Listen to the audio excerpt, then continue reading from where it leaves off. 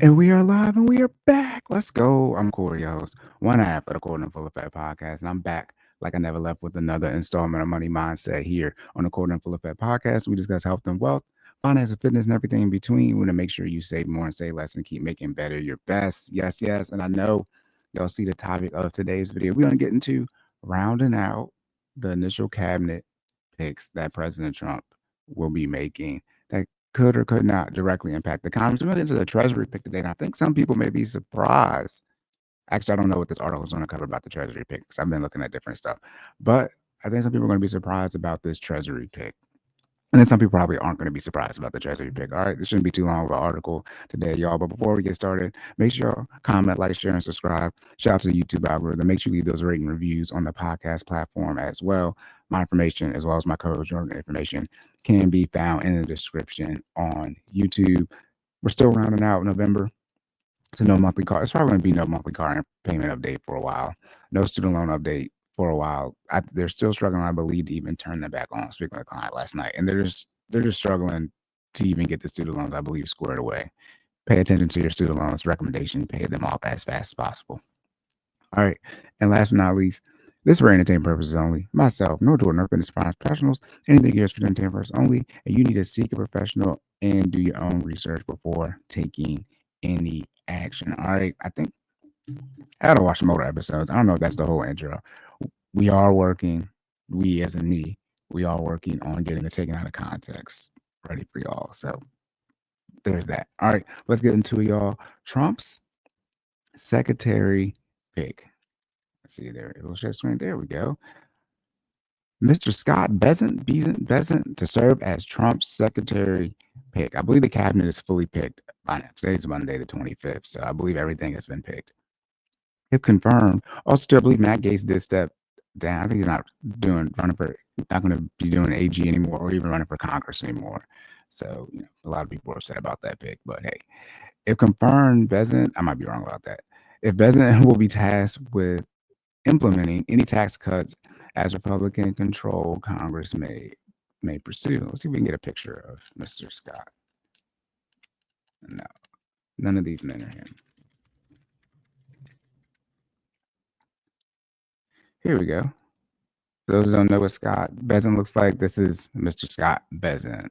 All right, Secretary of Treasury. When I was doing my training at the credit union, one of the guys who would train us, he would say that the Secretary of Treasury is the second most important person in the country besides president because they don't control the economy, but they control America's finances in short. This is by Brian Chung, Olympia Sooner, and Zoe Richards.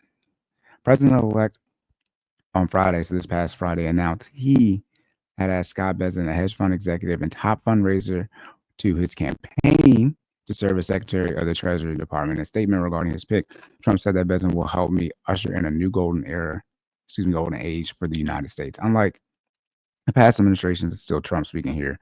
We will ensure that no Americans will be left behind in the next and greatest economic boom, and Scott will lead that effort for me. Hey, last Republican that said nobody left behind, shout out to President Bush, no child left behind. Right? I mean, everybody knows how that went. Anyways, maybe that's why we're in the situation we're in right now.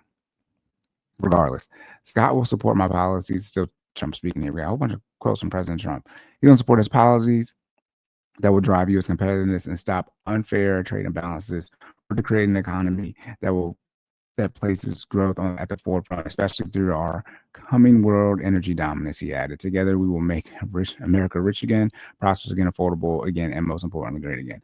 I think one of the things with this pick for Treasury is that I think a lot of times when a president is elected, there's more friction than there needs to be. Not saying it should be like now where everything is all red, or when there's Democrat, everything should be all blue. But we can't expect presidents or any political official, in short, but presidents speaking here, when they're running for office, they have all these things they're saying they're going to do on the campaign to get people to vote for them. And then they get into office, they have all these barriers to get done what they want to get done, to even for us to see if what they said they were going to do is actually going to be in our benefit. Now, some people are going to say they don't like that. I mean, not saying again every seat should be red, or even when President Biden's still in office now, but when he was elected, every seat should be blue. But sometimes there's just so much bitching, in short, in this process, and there's just so much friction to get anything done. And it's like, well, I couldn't get this done, I couldn't that, I couldn't that. It's like, well, why are you here then? Right? I mean, to have a process where the bipartisan part of it just rarely works, in short, is very frustrating. One thing I hate the most is that, or whatever. I mean, I guess it's all of our faults, but this is going on before I was voting. But the fact that there's just so many things stuffed into a bill, I don't see why they just can't sign multiple bills at a time. Like, instead of doing one bill with 10 things in it, why don't they just do 10 different bills? It's going to take the same amount of time, right? But when they start stuffing things into these bills and be like, oh, how did this get passed? Because it was, this 10-page thing, and it's like, 500-page document that, Congress had put through. I think those are type of things that we as Americans should be asking for even more when it comes to transparency. Because it's like, a lot of times things don't get done, or they do get done, however you want to look at it. But in short, it's negative in your favor.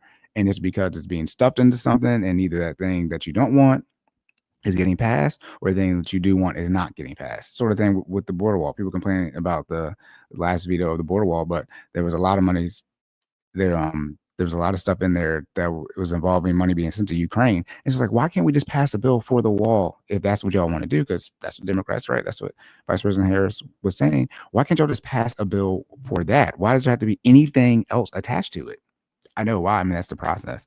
But that's something where it's like that makes the system even more convoluted and harder to get things done, because they want to keep attaching things unnecessarily. If y'all want to do something for, sending money off to Ukraine, then pass a bill specifically for that. If y'all want to do something for border immigration, illegal immigration, then pass something explicitly for that. I mean, it's that simple. It's just from a software standpoint. It's like, don't push all this code. Just, I mean, that's for like a deployment, right? But we do, we got all these various branches that we're merging into dev. We don't just do one branch that has all the changes on it. My goodness. Bezin was one of a slew of picks announced. Okay, Trump announced on Friday. Russell Vaught, head of OPM, not OPM, Office of Management and Budget, and then Dr. Marty McCary for commissioner of for FDA. A lot of people were saying RFK Jr. was going to be in charge of FDA. He's not in charge of FDA. If confirmed by the Senate, again, Senate's all red, Bezin will helm the fiscal policies for an economy that, or no, do they get, I think they're going to get confirmed before these people switch over for this Senate flips. Anyways, Bezin will helm fiscal policies for an economy that weathered high inflation in recent years, an issue that remained top of mind for many voters who helped send Trump back to the White House in the election earlier this month. Again, also as well, Bezin will be in charge of the IRS, because the IRS is underneath the Treasury. So let's see how he handles that as well. See if we'll get into that in this article. This article is not that long. Trump's pick will be tasked with implementing, any cuts that a Republican-controlled Congress may pursue. And with Trump proposing aggressive tariffs on imports from countries spanning the globe, the Treasury Department chief will have to manage relationships with global finance ministers who may choose to retaliate with tariffs on their own. Look, I mean, I don't know. I think it's 100%. I don't know every single tariff that's ever been in place, but I believe it's the way tariffs work. It's tariff or tariff. So I don't know if the exact percentage, like we do, like let's say it was 60% tariff on China. I can't remember the exact number, but I don't know if that means China's going to do a 60% tariff on us, more so than then they're just going to do a tariff on us. But it's going to be interesting to see exactly how was this Secretary-elect? I don't know if that's what you call them, but potential Secretary of Treasury here, Secretary Bezin, will be able to navigate, I wouldn't say these potential, but highly likely tariff conversations that are going to need to be had with the other countries out here that we deal with in the global economy standpoint. I think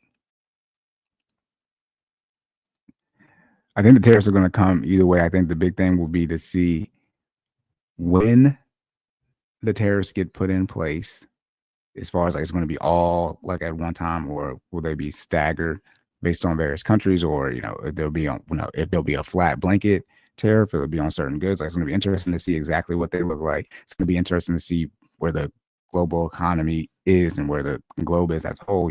Shout out to like potential World War III, like officially almost getting kicked off with the authorization of Ukraine being able to use longer range missiles technically. But it's going to be interesting to see where we still got roughly 2 months, a little under 2 months until President-elect Trump is actually inaugurated into office. And a lot of stuff can happen within 2 months. Think how much stuff has already happened, since he's been elected. It's been almost 3 weeks since the election here. It'll be 3 weeks when you guys hear this. And, things have already changed so much in the world, right? So it's going to be interesting to see exactly where the world's at and how President Trump is going to put things into place, not just the things he's saying he wants to do, but the explicitness of them, what the tariffs actually look like, what countries are actually on, and on, what goods as far as what they're actually on as well. And the Secretary Bennett here is going to have to deal with sort of the fallout of that and what comes with tariffs from other countries, and, handling our tax situations. And like I said, he's in charge of the IRS technically. I think one thing too, the tax cuts as well. Trump says he's going to send the tax cuts, so it's going to be interesting to see how this plays as well into Secretary Bessent's potential role. Bessent currently serves as chief executive and chief investment officer at the New York-based hedge fund Key Square Capital Management, which he founded in 2015, so almost 9 years now, or 9 years. Before establishing, this is a hedge fund, by the way. There's an executive at a hedge fund that's going to potentially be our new Secretary of State. If there's ever a sign this country's going to get ran like a business, so look, as I said in 2016, wake up, go to work, come home. Look, y'all got to be on y'all P's and Q's, man. Like, sitting around waiting for things to happen, right? Sitting around waiting for your student loans to get forgiven en masse, not going to happen. Like, you got to get out here and get it. It's going to be interesting to see how these things come into play. Before establishing the hedge fund, though, Secretary Bessent was the top investment officer for Soros Fund Management investment firm that manages assets for billionaires and liberal mega donor George Soros. So he looks like it's trying to say he's not he was the lead person for Trump's campaign fundraising, but he's coming from being the top investment officer at a fund where a mega donor was liberal. It's named after a liberal. Yeah, liberal mega donor George Soros' family and their foundations from 2011 to 2015. So after this job, he started the fund he's at now. Bessent also worked as managing partner of Soros Fund Management's London office from 1991 to 2000 and taught economic history as an adjunct professor at his alma mater. He went to Yale, 2006, 2010. All right, so as far as resume here, people.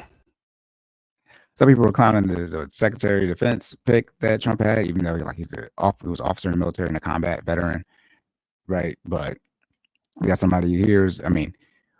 What job should you have that qualifies you to be Secretary of Treasury? Let me look up Janet Yellen.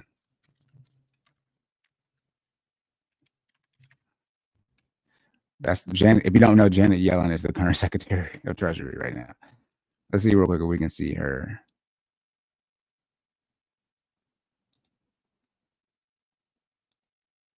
And Janet Yellen was previously the can I get that right? Yeah, she was previously the chair for the Federal Reserve, and Jerome Powell is currently the chair for the Federal Reserve. So, ironically, she went to Yale as well. Got her master's at Yale. She went to Brown and Yale. She got a macroeconomics background. Keynesian economics.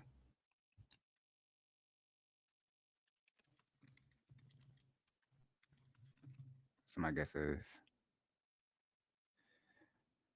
economics. Economics background as well. So again, here it seems like, at least having the economics background. Ironically, they both went to Yale.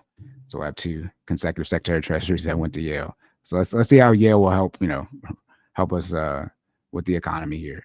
During a Fox Business interview after Trump spoke at the Economic Club of New York in September, Bessent was asked what he liked most about Trump. I think, this is Bessent speaking here, I think it's the meddling of economic policy with national security. Interesting. Too bad there's only one more paragraph of this. Economic policy and national security are now inseparable, as I just spoke about. Possible World War III kicking off. And Donald Trump understands that. Bezin said at the time, adding that Trump's vision was a formula for independence in energy manufacturing for getting our finances in order. Some Trump allies had worried that Bezin was insufficiently supportive of the tariff agenda. He suggested the tariff threats are a maximalist negotiating strategy to secure better free trade deals, and he has expressed concern about flouting World Trade Organization rules. I think that's, again, the balance. President Trump is not going to be the perfect president, right? Regardless of how good or bad you think it's going to be. But again, as I was saying, it's okay for there to be some balance within, his picks. So if we have a Secretary of Treasury who, was his top, campaign fundraiser, has investment, hedge fund background, things of that nature, but it might be with Trump on the tax side of things, as far as the tax cuts, but not with Trump as far as how to implement them in relation to here speaking about the tariffs. That is going to create some balance, and you could see where if the tariffs are not working in our favor, right? Because if you know anything about economics, it's just all theories, right? If there was a way to make the economy better, people would just do that, and then the economy would get better. That's not how it works. On top of us having a global economy, but this last paragraph is sort of leaning to, hey, maybe Secretary doesn't at least be, somebody can be like, hey, President Trump, like, that's not going to be the move there. I think I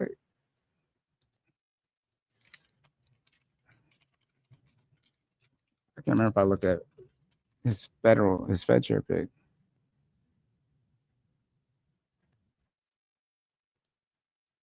Okay, yeah, they haven't picked it yet because I don't even know why I said that. The chair for the Federal Reserve is not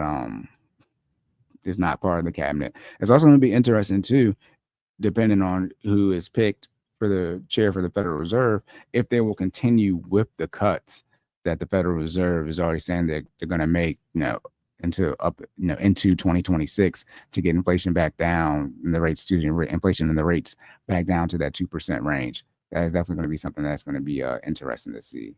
I did also want to go to one thing though about Mr. Scott Bessent.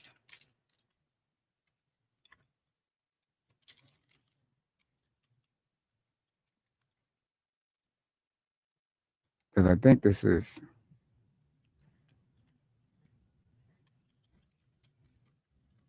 come on. I don't want to say this without having an article to back me up, because that's going to make me look bad. Come on. Not fair, not fair. Okay, I think I might have found it. Oh. Is it on this article? Oh man. Well, one of the articles I found, you can quote me on this.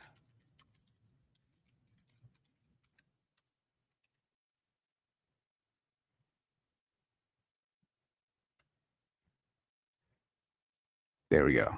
I think I found it on Forbes. There we go. Let me share this because I don't want to make this statement and it not be true. So let me just.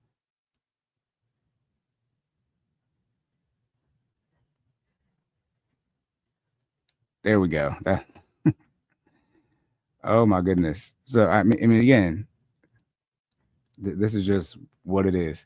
So we're gonna look here. We're gonna be on Forbes here. So extremely credible.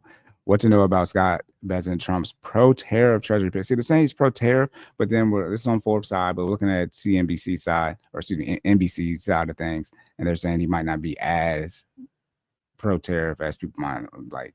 All right, but as we scroll down here, this man's from South Carolina, so conservative. But even though he's from South Carolina, likely conservative being from South Carolina. What's that? Elon Musk tapped by Trump. Okay, Lee Doge. He's saying, but yeah, business as usual choice.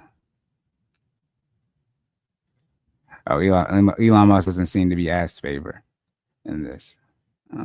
Here we go. So right here, this is what the point I was going to make. and it's saying that Bezin could be historic LGBTQ appointment. Bezin, who lives primarily in Charleston, South Carolina, with his husband, John Freeman, and their 2 children. So, I mean, for anyone to say Trump hates the LGBTQ plus the 25% as I call them, that community, I mean, why would he go and pick a Secretary of Treasury who was part of this community? I mean, this man, again, full blown, he's married and has a husband. Well, that's what he wants to do. That's what he wants to do. And I don't believe that Trump is picking Secretary President for this or not for this because he's been part of this community. It's just what he believes he will do from Trump's perspective to help Trump get done with as far as the changes he wants to implement to make the economy overall be in a better position. And it's just that simple. But I think these are some of the things where, if you see the rhetoric, like Trump hates some of these more liberal views, it's like, well, if he hates it so much, why would he put it? And I think, put someone like this in his cabinet, by the way, not just cabinet, this Secretary of Treasury. All right. This isn't like, Secretary of Transportation. Isn't that what the current one? Not education, transportation. No. I thought was he not Secretary of Transportation? Is he not? I must be wrong. Oh wait, no, that's the state level. There we go. Pete Buttigieg, however you say his name, right? No, he's in part of the 25% as well. I say 25%, so I got to worry about getting flagged. And because that it's like LGBTQIA, right? That's 7 letters alphabet, damn near. Or it is 7 letters, almost over 25%. All right, but again, these are just some interesting things that we're seeing. They're talking about policies that he, they're saying again. We can talk about this policies that he's going to support. Restarting the American growth engine, reducing the inflationary pressures, and addressing the debt burden from 4 years of reckless spending. The debt burden, shout out to Dave Ramsey. The only way to get the debt burden down is to start spending no more than what we're generating as a country. And then even, right, that'll make it not go up, right? It'll just go up based off, whatever our payments are looking like in short of it, right? Even these are trillions of dollars. But a lot of people are saying we're not going to pay off the debt in short because as time goes on, the debt becomes cheaper and cheaper. But like, what's in our budget if people want to get the debt down? What's in our budget to put money towards the debt? I mean, paying off debt at a country level, I would assume is relatively the same as paying off at an individual level, even at a business level, small business, large business, whatever it is. You got to make some cuts somewhere, right? If you want to put more money towards that than your minimum payments, in short, you got to make some cuts somewhere. And by cuts sounds bad. You got to reprioritize the budget and make debt more of a focus than what it currently is. It's that simple. All right, Bezin called for an overhaul of bank regulations. Here we go. Preserving the U.S. dollar, reforming the Inflation Reduction Act, and a renaissance in American energy investment. So it seems like he's definitely pro on the energy side of things. Okay. We're talking about how he was going to pursue a job in journalism. Okay. We get a little bit more into his background here.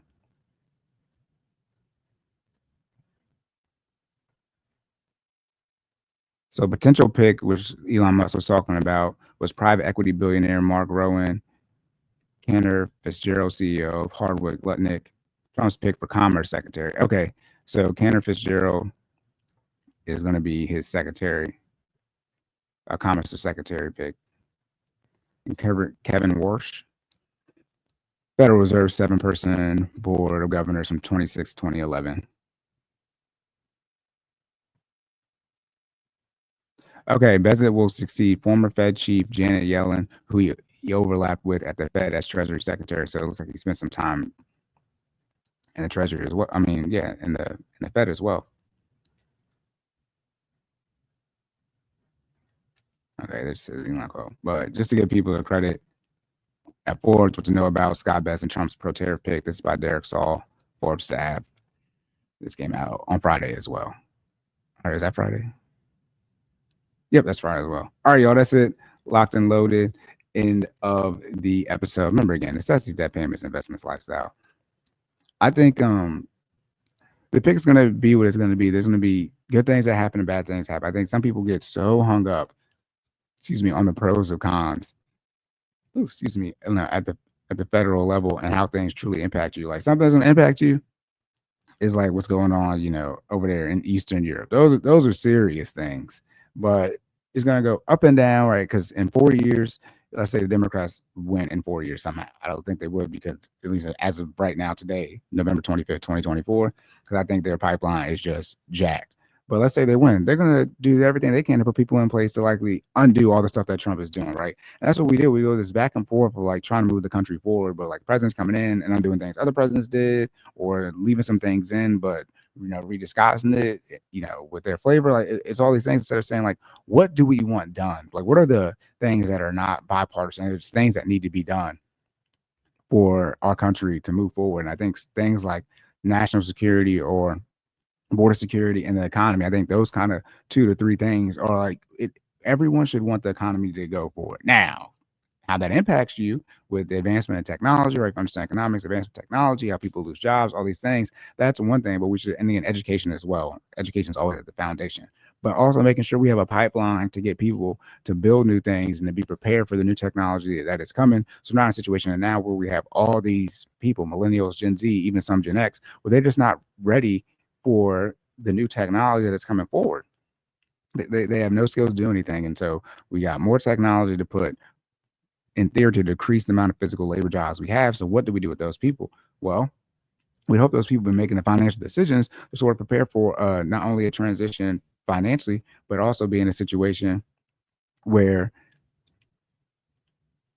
a quote unquote pay cut, if they end up having to take that, isn't that big of a deal. But you should always, like, Gen X is really going to be the last generation where they're really expecting like, dang, you get into your 40s and 50s and not expecting to like have some shift when it comes to working. Like, I mean, I'm 31 now, and it's like if in 10 years it's like, okay, AI is taking over, then it's like it's gonna be time to move. Like I'm not sitting here thinking that I'm gonna be doing the exact same thing I'm doing until I quote unquote retire. And so I get like for another 30 years. Like that's insane to think that would be happening. Even in the physical labor jobs, still the technology they've been using has changed. They've been building different cars. So we went from metal cars, right? Everything continues to progress and develop, and finding ways to help our economy or help people have the skill set from an education standpoint to deal with the changes that come just with natural progression that's always occurred across mankind is something that I think we need to look at. All right. But that's it, y'all. Make sure y'all comment, like, share, and subscribe. Shout out to the YouTube algorithm. Make sure you leave those rating reviews on the podcast platforms as well. My information, as well as my coach Jordan information, can be found in the description on YouTube. I feel like the mic issues, I got to change out that physical mic, this mic right here. So the cord is new, but it's coming in and out. Pause. Shout out to Mason Cam. But so I'm hoping when I switch the mic that it fixed. But I've been listening to it. I'm trying to see like, is it the actual mic or is it the cord or is it even my focus right here? So I'm gonna switch out the mic likely for the next episode that drops and to see how that works. And if it doesn't work, then I might just use my camera's mic until I end up getting a new microphone. All right. That's it, y'all. Remember to save more and say less. Keep making better your best. And I'll catch y'all in the next one.